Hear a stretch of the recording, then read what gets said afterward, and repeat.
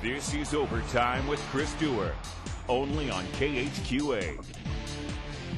Well, this is Saturday, May the 21st, and you have entered this Sabado Gigante edition of Overtime because spring Saturdays come no more muy grande than this, as we've got regional championship softball, soccer, and baseball all coming your way over the next 30 minutes, and no more Spanish, I promise. But we begin tonight with a trio of state champions crowned in Jefferson City. Let us take you to the campus of Lincoln University and Reed Stadium, where Mike Grindy was about to go nuts. The defender trying to secure his second straight state championship in the pole vault, goes 14-3 here.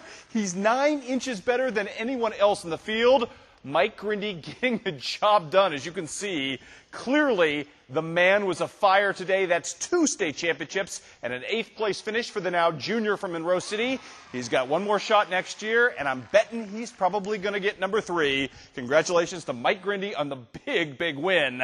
As you can see, the man went nuts today. Also, Shelby County, well represented today. Kelly Hines went 11 feet to win the pole vault on that side of things in girls 2A, while Jesse Christopher kept the fine throwing tradition in Shelbyville, first established by Clint Prang, alive and well by winning a pole vault championship today as well. Second place finishes abound as well. Mark Twain Samberlaski showed up big in the mile, while Louisiana teammates Nakia Shepard and Amelia Wallace were 2nd and 6th respectively in the single lap. Scotland County's Save Sears also winning himself a 2nd place finish today in the triple jump. Congratulations as well to Marco Reimer from Paris doing the long distance thing for his team. Some relay teams showing up big as well. Monroe City's 4x100 girls team just fast, led by Carly Spalding. They end up getting a 2nd place finish. They're setting a new school record in the offing. Also, congratulations to Canton's Josie Walsh, who placed in 3 different events today in the top 10. Also, Rod Sears with a 3rd place finish in the 800. Also, the Macon boys taking 3rd in the 4x100, and Randy Lee Plunkett of Marion County helping the cause as well. She was part of a state championship in the 4x8 yesterday. Today, individually, a 3rd place for her in the 800 alone. Also, we've got Illinois scores. The scores pretty darn good today. All top 10 finishes, leading the way, Kara Wooldridge of Macomb, who finished 5th in the 400 meter. Mariah Hoke from Quincy High School, 7th in the disc, and a couple of relay teams showing up big on the girls' side as well. Illini West with a couple of nice showings, Macomb as well, and Central Southeastern doing its thing today in the 4x2. Well, Regional Championship Saturday offered up all manner of intriguing diamond pairings, none more so than that of Illini West versus Quincy Notre Dame, avowed rivals in seemingly every sport imaginable.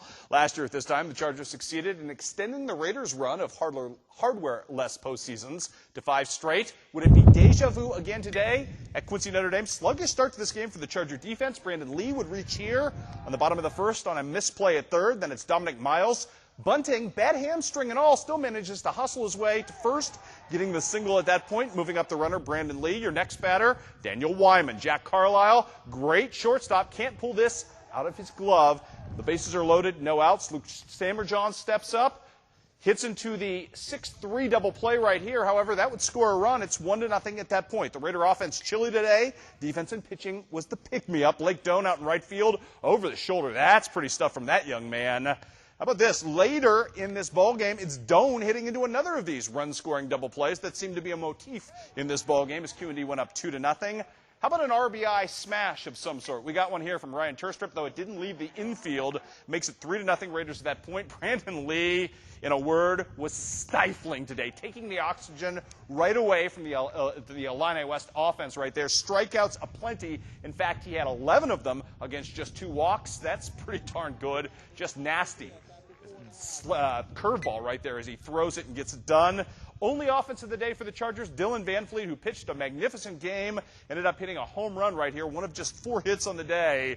From that point on, it's closing time for Mr. Brandon Lee, who would improve to 7-0 on the season as he picks up the victory on the hill. As I mentioned, just NC-17 kind of nasty stuff today from that young man as the Raiders get the win, get their revenge, and their first regional title since 2005. That's what we just talked about out there. You know, we didn't have our A game offensively, although I do feel like we took some good swings throughout the course of that game. But Dylan did a wonderful job, and sometimes you got to tip your hat. But to our guys, you know, we found a way to win. Just like you said, we grinded it out.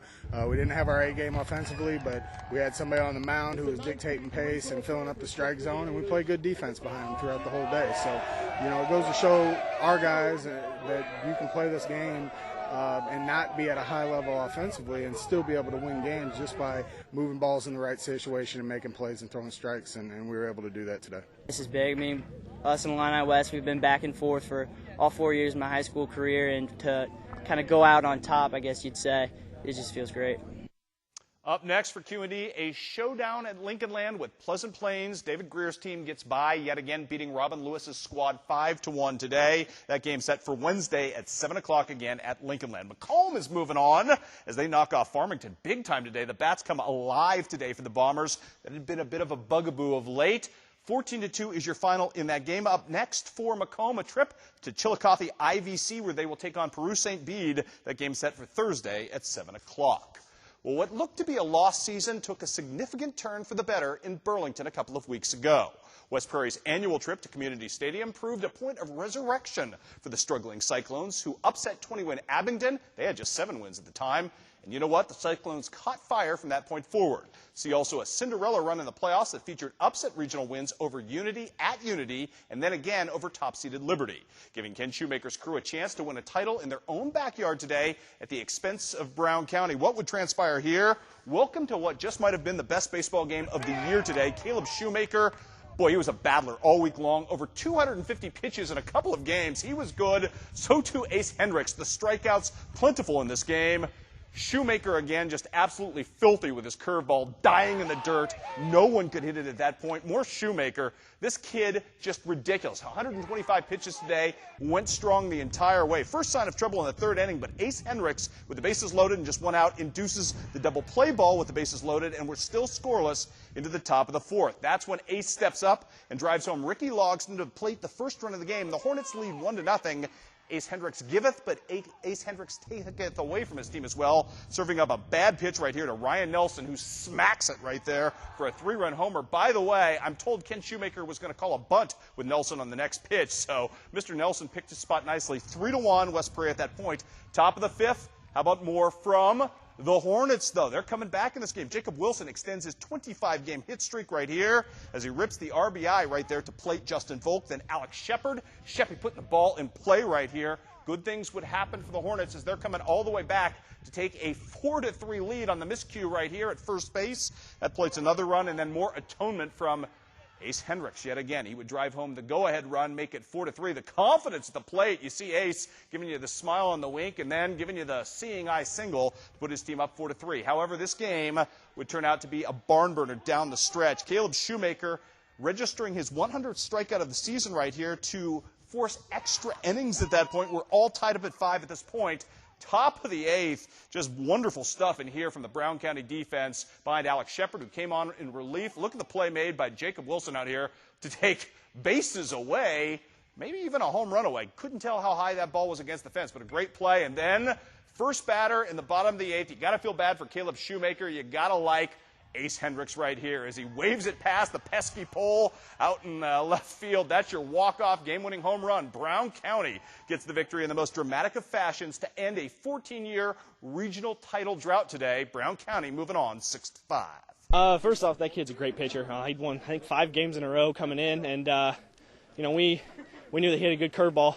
I got down 0-2 quick, and I knew he was throwing me a curveball, so I just waited on it and tried to swing through it. Well, it's a roller coaster ride, and you really just gotta keep your head. You just gotta do what you've been working on all year. Just make plays and throw strikes and hope for the best. Good to end that 14-year drought. Yes, very good. That was the goal when I decided to be the head coach, and I wanted to get the baseball program back to the standard that I knew it could probably be. Playing at Winchester, we always come down and see these Brown County teams just popping the ball over the fence and big good pitchers, and I wanted to get to the part where boys are buying into the baseball in Brown County again. Brown County to take on the winner of today's Route Payson ball game, and you're about to see some defense right here of a magnificent nature. Look at Alex Johnson, the diving stop. That's just good stuff right there as he gets the out at first base. Bottom of the 4th, Kendall Rule about to add on to a lead for the Route Rockets at this point. Hitting the double to the wall to score. Our man Colin Sheehan makes it 7-0 at that point in favor of the Route Rockets. Nick Lonergan just absolutely dominating on the hill today. Not that Nick Lonergan from Jacksonville, the other Nick Lonergan. God, that's confusing, but it's also good. Both of them can play a little. Gets the K right there to end the inning. He had 7 strikeouts on the day. How about this? More from Rule. Fields the grounder, induces the 6-3 double play. Although Payson Seymour would show some signs of life late in this game. Top of the 7th, 2 on for Bryce Turwell, and he's about to be leaving the yard right here. Makes it a 7-3 game. But again, it was all about Nick Lonergan and Route today, as Mr. Lonergan is going to induce the pop-out to get the win. The Route Rockets are regional titleists yet again. Get the big showdown with Brown County. Look good in doing so. Route taking care of business, rallying back from what was kind of an ugly patch at times this season. But they are your winners. They are your trophy hoisters. And the Route Rockets, thanks to Nick Lonergan, are moving on and taking care of business. Yeah, he pitched a whale of a game today, honestly, and hit his spots. And, you know, we executed. We hit the baseball and executed some hit and runs and did some things and put some pressure on him. And, you know, we played more our style of baseball today, and I was happy with that. I don't know if I've ever seen him throw that good before. That's the best game I think I've ever seen him pitch.